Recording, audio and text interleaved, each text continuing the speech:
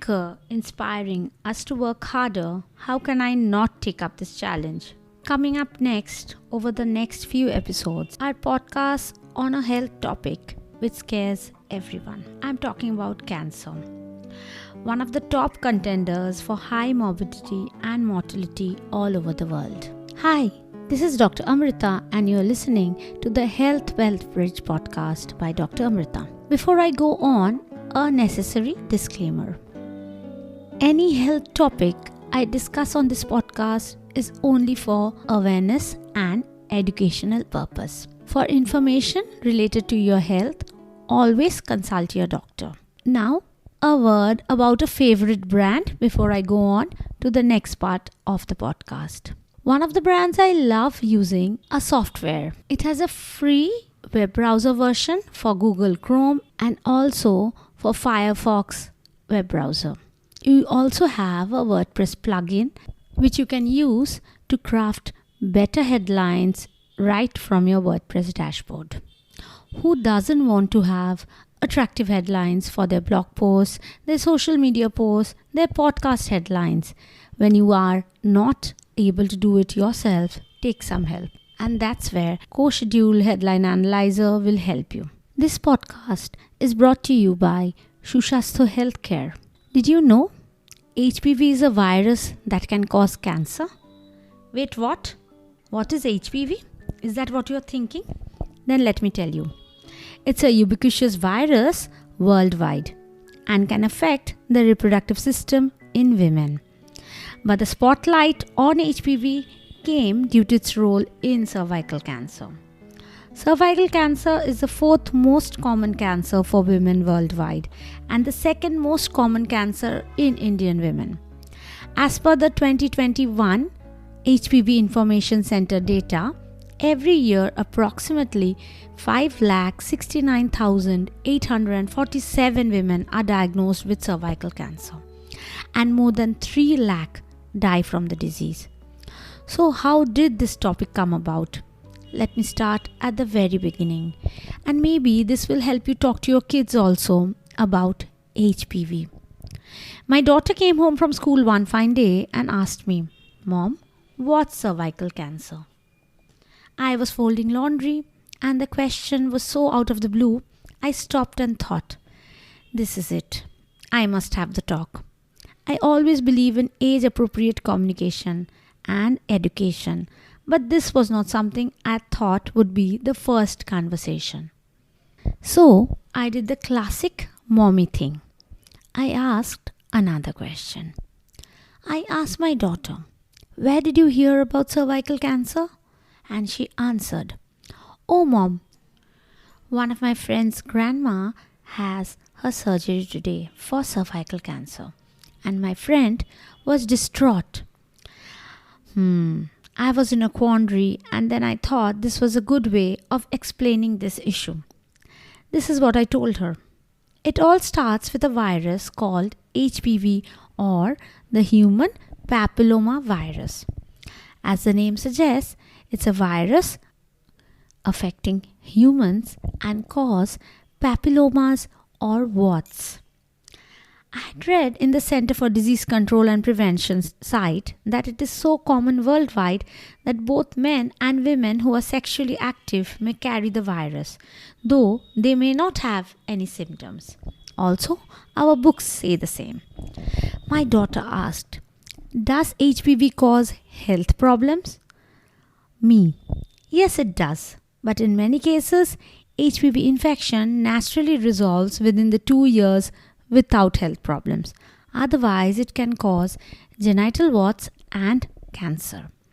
My daughter then asked, "So if this virus is everywhere, can everyone get cancer from it?" Then I answered, "This virus has more than 100 types, of which around 14 are cancer-causing or oncogenic. The commonest are HPV 16 and 18. The non-oncogenic ones are HPV 6, 11, and they are very common, causing small warts you see on different body parts like the hand, feet, etc." Then my daughter asked, "But how do people get HPV infection?" Me, It's caused by sexual contact. My daughter asked, can people get protected from it? Me, yes, safe sex, including usage of condoms and dental dams, and preferably monogamous, that is, single partner relationship. And a vaccine can help protect against the oncogenic varieties of HPV. My daughter then asked, what are the cancers that HPV can cause? Me, HPV can cause cancer of the cervix and also cancers of other places in the reproductive tract of women and also in some cases in men. Luckily this time my little one didn't carry on with her questionnaire as the bell rang and she went to play with a friend next door. But if you're a parent, I have some more information for you. The oncogenic varieties of HPV include HPV 16, 18, 31, 33, 35, 39, 45, 51, 52, and for the rest you can check out the blog post. The link is in the description. HPV infection is a crucial risk factor for cervical cancer. It can affect many parts of the body with different strains, but only a few can cause cancer. That's why it's an essential topic for health education. There are more than 100 HPV genotypes and around 14 of them are oncogenic. Cervical cancer is the most common cancer caused by HPV. That's the bad news. The good news is it's preventable. If you take care in time, that's where a parent's role comes into play. What are the symptoms of HPV infection? Often HPV infections cause no symptoms or are asymptomatic. The body clears its infection within a few years. Many people actually never know they were infected with HPV, but they are still infectious. Genital warts look like fleshy bumps or multiple bumps in the genital area. They are of different sizes, from pinheads to larger. They may be flat or raised, and sometimes they look like cauliflowers. They may go away, stay the same, or increase in number or size. Cervical cancer is the most common cancer caused by HPV infection. Some varieties of HPV can drive the transformation of cells and cause cervical cancers in some instances. Most cervical lesions don't progress to cancer.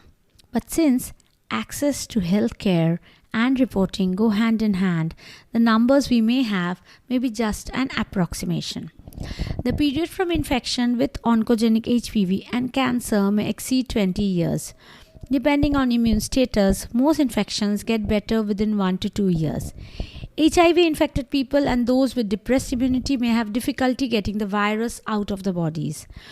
Other cancers HPV can cause include those of the reproductive tract and some oropharyngeal cancers. Can HPV be prevented?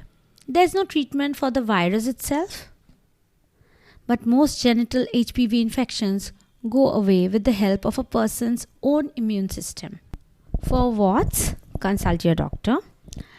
For cervical precancer treatment, you need to get a routine pap test annually after 40 years of age. Follow up as needed. You can find problems before cancer develops so that you can take necessary action. Other HPV-related cancers are also more treatable when found and treated early.